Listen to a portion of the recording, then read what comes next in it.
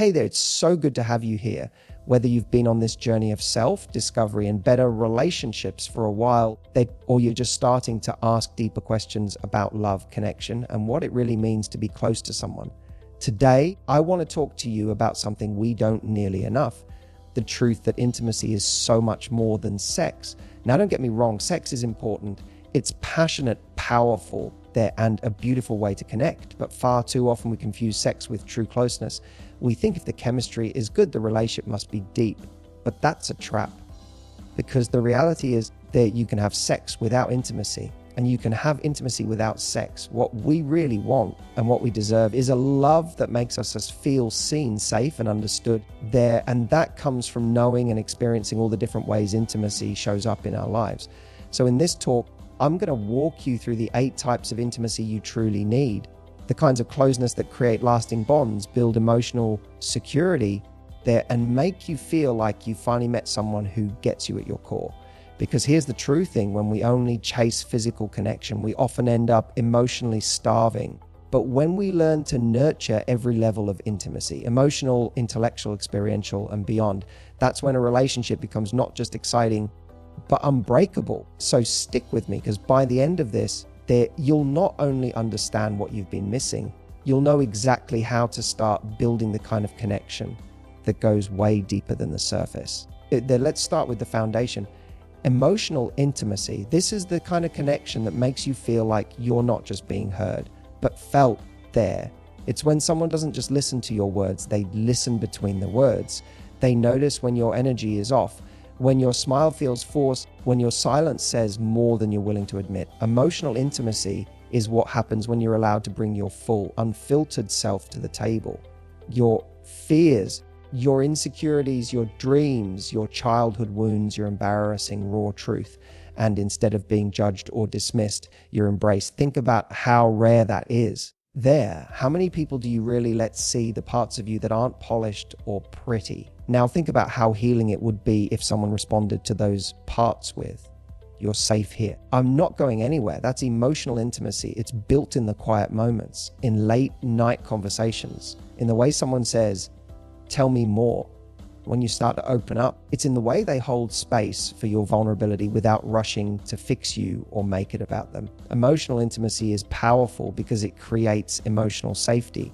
And when we feel emotionally safe, we let our guard down, we connect, we allow love in. But here's what's tricky: many people skip this kind of intimacy entirely because it takes courage. It requires emotional maturity. It means being willing to be seen in your truth and being equally willing to hold someone else in theirs. And not everyone knows how to do that. That's why it's so essential, because without emotional intimacy, you can be in a relationship, sleep next to someone every night, and still feel completely alone there. So if you're looking for a love that lasts, a connection that actually feels nourishing, emotional intimacy isn't optional. It's the ground everything else grows from. Now, let's talk about something a lot of people overlook in relationships: intellectual intimacy. This isn't about being book smart, having the same degree, or quoting philosophy over dinner. It's about connection through thought. It's about finding someone who sparks your mind the way others might spark your body.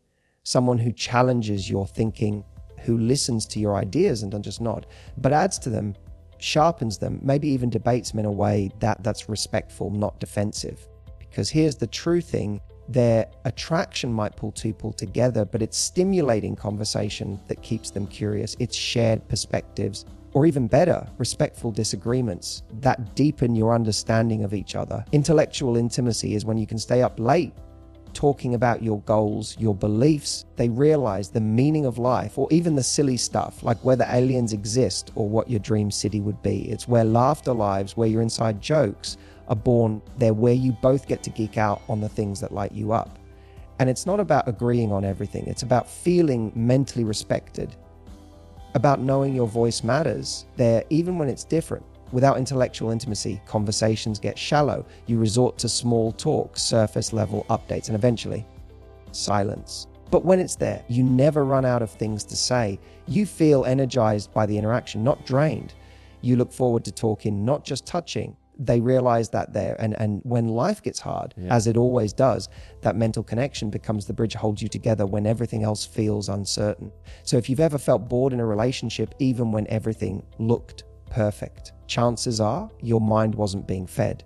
You need someone who turns you on intellectually. They're someone whose thoughts inspire you. That's intellectual intimacy, and it matters more than you think. Now, here's one that often gets missed entirely in conversations about relationships. It's vital. Experiential intimacy. This kind of closeness doesn't come from talking or even touching. It comes from doing, from shared experiences, from living life side by side. They gather together. It's the bond that forms when you and your partner move through life as a team, whether it's something simple like going grocery shopping, trying a new recipe, watching a show you both secretly love, or something adventurous like traveling to a new country, hiking, building something together. These shared experiences become your story. They give your relationship texture, depth, and a rhythm that's uniquely yours. Because here's the truth on relationships can't survive on words alone. You need action. You need play. You need moments that take you out of routine and into real life together. And it's in those moments, when plans go wrong, when you get lost on a road trip, when you figure out how to fix something together or laugh at your own mistakes, that experiential intimacy is born. It's built when you create a shared life, not just a shared bed. It doesn't always have to be big or dramatic either. Sometimes it's built in the boring, cleaning the house together, walking the dog, doing Sunday errands. Realize that because even in those mundane moments, you're writing the narrative of your relationship. Without experiential intimacy, realize that couples often feel like roommates or strangers passing by, existing in parallel, not intersecting. But when it's present, it strengthens the emotional glue. It reminds you that you're not just lovers, you're partners, co-authors of a story you're building day by day. So ask yourself, are we creating memories, or are we just surviving through time? Experiential intimacy is the proof that love is not just about how you feel. It's about what you build together. Let's go even deeper than now into something a lot of people don't even realize they need in a relationship until they feel the H of its absence. And that's spiritual intimacy. Now, when I say spiritual, I'm not necessarily talking about religion, though for some people, shared religious beliefs can be a huge part of this. But at its core, spiritual intimacy is about sharing a sense of meaning, purpose, and values. It's about asking and answering the bigger questions together. Like, why are we here? What matters most to us? What kind of do we want to build? What do we believe in when things fall apart? It's about knowing that you and your partner don't just connect on the surface. You connect on the soul level. You align not just in goals, but in principles. Spiritual intimacy is the difference between two people who are walking in the same direction and two people who are just walking next to each other. Because here's what happens in relationships where spiritual intimacy is missing over time. Even if the physical chemistry is strong, even if the conversations are fun and light, something starts to feel off. There's a silent disconnect. It becomes clear that while you may enjoy each other, you don't believe in the same things. Maybe one person values growth while the other is comfortable staying the same. Maybe one believes in forgiveness and the other holds grudges. Maybe one wants to make a difference in the world and the other just wants comfort. And when your values drift apart, your emotional foundation starts to weaken, because values are the compass that guide not just your decisions, but your reactions, your priorities, your response to conflict, your relationship with money, parenting, even how you deal with loss. But when spiritual intimacy is present, there's a sense of deeper unity. You can face hard times with the same perspective. You can celebrate wins from a shared place of purpose. You don't just talk about what you're doing. You talk about why it matters. You support each other not just emotionally, but spiritually, cheering each other on toward becoming the people you're meant to be. It might be through prayer or meditation or reading the same books, or simply being each other's reminder of what truly matters. It's not about having all the answers. It's about asking the questions together. That kind of intimacy makes you feel less alone in the chaos of the world. It gives your relationship an anchor that holds, even when the storms hit. So ask yourself, do we talk about purpose? Do we explore what lights us up? Do we care about the same core things? Because when two people share not just love, spiritual alignment, that's when love becomes something bigger than just the two of you. That's when love becomes legacy. When people hear physical intimacy, they immediately think of sex, and yes, sex is part of it, but real physical intimacy goes far beyond the bedroom. It's the gentle, consistent, meaningful forms of touch that say, I see you, I cherish you, I'm here. This kind of intimacy isn't always passionate. Sometimes it's soft, sometimes it's quiet, sometimes it's unspoke. It's the way someone reaches for your hand in public without thinking, the way they pull you in close after a hard day, the kiss on your forehead that says, there, you're safe with me. It's the way you rest your head on their shoulder while watching a movie, and the way they pull the blanket over you when you're asleep. These small gestures may not be sexual, but they are incredibly powerful because they build safety, warmth, and trust in the body. We forget how much reassurance the human body needs, how much healing can happen just through closeness. There's something about being held that says, you don't have to be strong right now. And that's a level of no amount of words can replicate. Unfortunately, in many relationships, physical intimacy starts high and then fizzles out, especially when life gets stressful or routine sets in. The touching becomes functional, not affectionate. It's a peck on the cheek instead of a lingering kiss, a distracted hug instead of a meaningful one.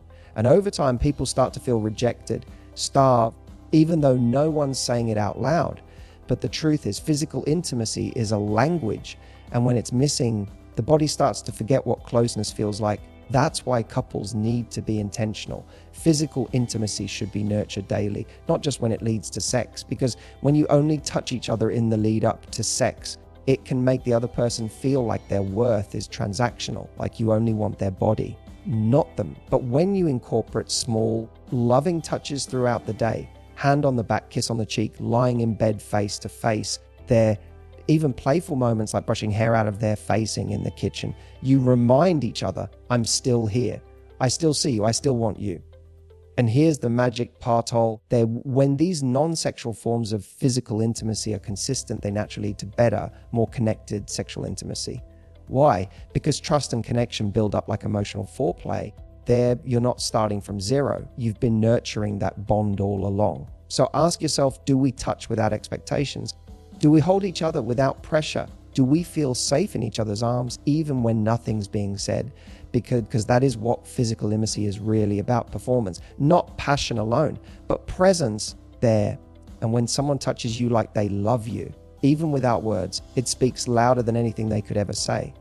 Now let's talk about one of the most playful, energizing, they're an often underrated types of connection, creative intimacy. This is the intimacy that comes from building something together, from co-creating, collaborating, or simply expressing yourself side by side in a way that feels exciting and alive. It's not always about art or music or business, though it can be. It's more about sharing a space where both of you feel free to be imaginative and inspired, where you're allowed to bring your quirks, your curiosity, your ideas, and your weirdness without fear of judgment. It might look like decorating your home together, writing in a journal you both add to, planning a trip, working on a shared dream, coming up with baby names even before you're ready, or even just having silly conversations that turn into inside jokes and laughter-filled memories. Their creative intimacy is where your partnership becomes not just love, but a project, a shared journey of expression.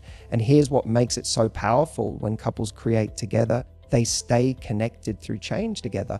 They evolve, keep inventing new ways to be excited about us. Too many relationships slowly fade because they stop building. They get caught in survival mode, in routine, in just getting through the week. The relationship becomes static. And when creativity dies, often the spark does too. But couples who play, they realize that who create, who make room for imagination and join growth. They keep their love fresh. They laugh more. They dream more. They experiment. They try. And even when life is tough, creative intimacy offers a way to reconnect, not just emotionally, but energetically. It's not always serious or productive either.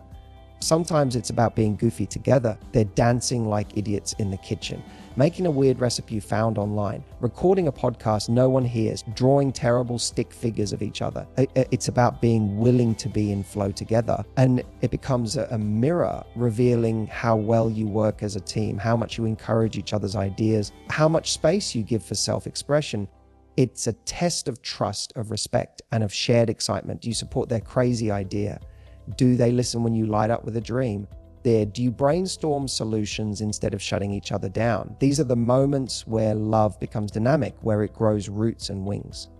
Because love should evolve, and creative intimacy is the playground where it gets to do that. So ask yourself, are we still building something together? Are we making joy, not just waiting for it to appear? Because when a couple creates together, even in silly ways, they create more than art, more than plans, they create connection. And that becomes a powerful reminder. Realize that this love we're building, it's ours, uniquely ours, and no one else has it. Now this one separates the surface level relationships from the real ones. It's called conflict intimacy, and it might be the most misunderstood of all. See, most of us were never taught how to fight with love. We were taught to either avoid conflict altogether, keeping things polite, suppressing our feelings, hoping things just blow over, or we were taught to go in a battle mode to defend, attack, and win. But here's the true thing: conflict isn't the problem in a relationship. It's how you do it. Conflict intimacy means this: can we have a hard conversation and still feel emotionally safe with each other? Can we express hurt without tearing each other down? Can we disagree and still remember we're on the same team? Because real intimacy isn't just about how you connect when things are good. It's about how you handle each other's pain. Do you shut down when they're upset? Do you get defensive? They could turn cold or lash out? Or can you stay present even when emotions are high and say, let's figure this out? Not because I want to be right, but because I care about us. That's the intimacy most people are afraid of. Why? Because conflict makes us feel exposed. Our ego kicks in. Our survival instincts want to protect us. But real connection happens when we lean in anyway, when we communicate not to punish, but to understand. And here's what's wild: couples who learn to fight with respect, with curiosity, then with emotional maturity often become stronger after a conflict, not weaker. Every resolved disagreement becomes another brick in the foundation of trust. It becomes proof that this relationship can weather a storm and come out honest, more transparent, more aligned. But that only happens when both people are committed to repairing. They're not just reacting. It takes learning how to say, I hear you, instead of you're wrong. It takes being willing to say, realize that hurt me, instead of shutting down and pretending nothing happened. It's when someone apologizes, not because they want to end the fight, but because they genuinely care about how they made you feel. Conflict intimacy is raw, it's vulnerable, it requires emotional bravery. But it's also where some of the most powerful breakthroughs happen, because sometimes the issue isn't even what you're fighting about. It's about whether you feel safe enough to be messy with this person, to show your frustration, your triggers, realize that they're your tears, and trust they won't use it against you. That's when you know it's real. That's when you know you're walking on eggshells, but walking through fire together, hand in hand. So ask yourself, do we fight fair? Do we repair after conflict? Do we come out stronger or more distant? Because love that can survive a storm, love that grows in the fire, is love that lasts. And finally, let's talk about sexual intimacy, the one everyone talks about, yet so few actually understand. Because here's the truth: is everywhere. It's marketed, flaunted, filtered, performed, but rarely is it experienced in a way that actually makes two people feel seen. Because sexual intimacy, real soul level sexual intimacy, is not about performance, positions, or keeping up with some fantasy. It's about presence, it's about safety, it's about two people letting their guards down completely, not just taking off their clothes, but shedding their insecurities, their roles, their control. It's the kind of sex that doesn't feel like you're trying to impress someone. It feels like you're coming home to someone. It's when you don't feel pressure to look perfect or do everything right, because what matters more than how it looks is how connected you feel. Sexual intimacy is built on trust. They're on emotional closeness, on the quiet assurance that I want all of you, not just your body, but your heart, your mind, your story. It's the electricity that builds from being emotionally tuned to each other. And when all the other forms of intimacy, emotional, physical, spiritual, experiential, are present, that's when sex becomes something transformative. But when sex becomes the only intimacy two people share, or when it's used to mask emotional distance, of realize their conflict or chase validation, it starts to feel empty, even if the physical sensation is strong. That's why so many people feel used, disconnected, or numb after sex, because there was no real intimacy underneath it. Sexual intimacy is sacred. It's a space where you let someone touch not just your skin, but the tenderness beneath it. It's where you say, this is the part of me I don't show to the world. And when that kind of vulnerability is met with presence, passion, patience, and care, it becomes a form of healing. They're a form of communication, a form of love without words, but it requires honesty, it requires slowness, it requires the courage to say what you need, what you want, and what you feel, and the grace to listen when your partner does the same. It means recognizing that great sex isn't about intensity, it's about intimacy. It's about what's happening between the moments, the eye contact, the stillness, the whispered check-ins, the afterglow where no one rushes away. That's what makes sexual intimacy feel like connection, not just release. Ask yourself, is our sex rooted in closeness or performance? Do I feel loved during and after? Can I show up fully? Not just physically, but emotionally. Because when sex is built on real connection, it becomes more than just an act. It becomes a sacred language, one that says, there, you are safe with me, all of you. And that is the most beautiful kind of intimacy there is. So after walking through these 8 types of intimacy, emotional, intellectual, experiential, spiritual, physical, creative, conflict, and sexual, I want you to take a breath and really let this sink in. Real connection is not built in grand gestures or fleeting passion. It's built in the everyday moments where we choose to show up for each other fully, honestly, and without masks. So many of us have been conditioned to believe that intimacy means sex, and that if the sex is good, the relationship must be strong.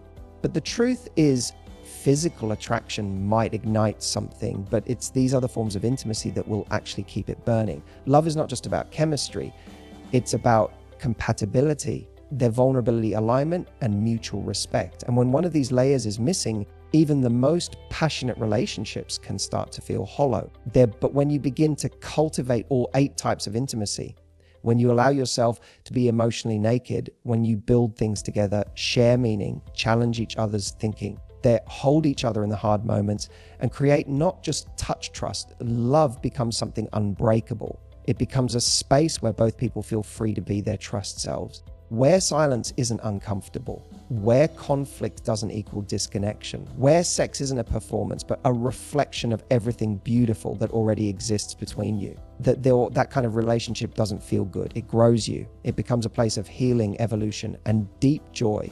And here's the best part of that: you don't need to find someone perfect to have this. You just need someone willing to go deeper, willing to show up, willing to build. So ask yourself, am I chasing chemistry or cultivating connection? Am I being touched or truly seen? Because once you've experienced this level of intimacy, you'll never crave shallow again. You'll know what it feels like to be loved in your soul, not just in your skin. That is the kind of love worth waiting for, fighting for, and growing every single day.